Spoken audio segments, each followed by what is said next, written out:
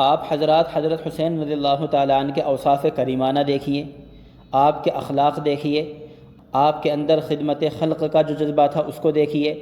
فقراء پر خرچ کرنا دیکھیے، اور آپ کی تواضع، انکساری اور عاجزی دیکھیے کہ حضرت حسین رضی اللہ تعالیٰ عنہ حجاج کرام کو بذات خود اپنے ہاتھوں سے پانی پلایا کرتے تھے۔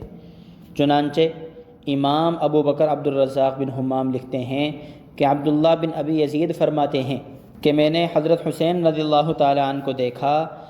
کہ وہ حجاج کرام کو، حاجیوں کو زمزم کے حوض میں اتر کر اپنے ہاتھ سے پانی پلا رہے ہیں۔ حضرت حسین رضی اللہ تعالیٰ عنہ کا مزاج مبارک یہ تھا کہ آپ اپنے والد ماجد حضرت علی رضی اللہ تعالیٰ عنہ کے لیے ایصال ثواب کیا کرتے تھے۔ چنانچہ آپ رضی اللہ تعالیٰ عنہ حضرت علی رضی اللہ تعالیٰ عنہ کی شہادت کے بعد غلام آزاد کیا کرتے تھے حضرت علی کی طرف سے۔ حضرت حسین رضی اللہ تعالیٰ عنہ کا فقراء اور مساکین سے محبت کا بھی انوکھا انداز تھا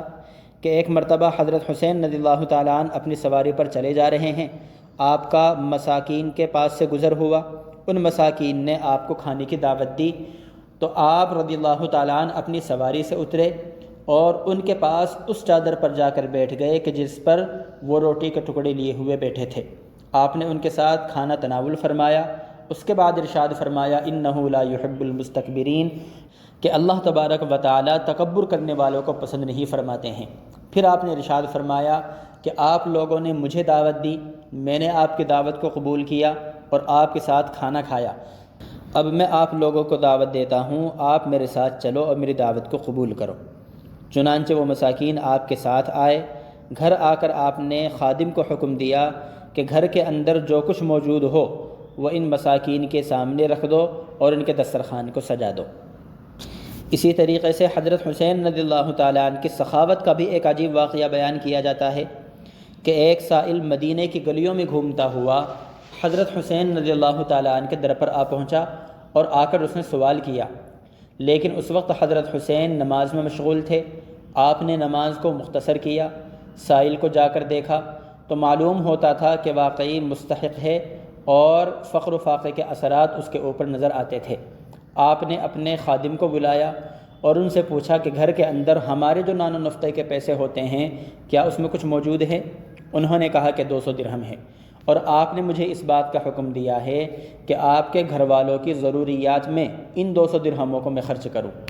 آپ رضی اللہ تعالیٰ نے ارشاد فرمایا کہ وہ 200 درہم لے کر آؤ، کیونکہ ایک ایسا شخص آ گیا ہے کہ جو ان 200 درہموں کا زیادہ مستحق ہے میرے گھر والوں سے۔ چنانچہ آپ نے ان پیسوں کو منگایا اور وہ تمام کے تمام دراہم آپ نے اس سائل کے حوالے کر دیے۔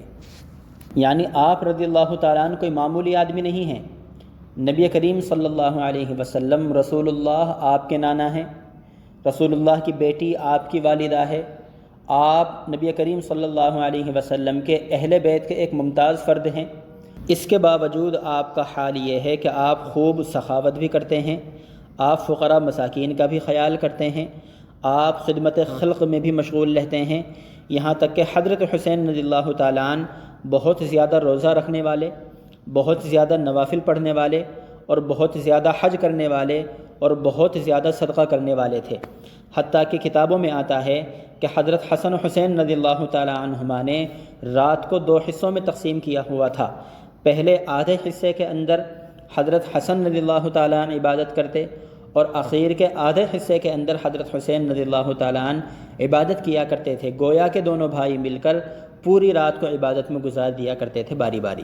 اور ان تمام عبادتوں کے علاوہ جس قدر خیر کے کام ہوا کرتے تھے ان تمام خیر کے کاموں میں حضرت حسن و حسین رضی اللہ تعالیٰ عنہما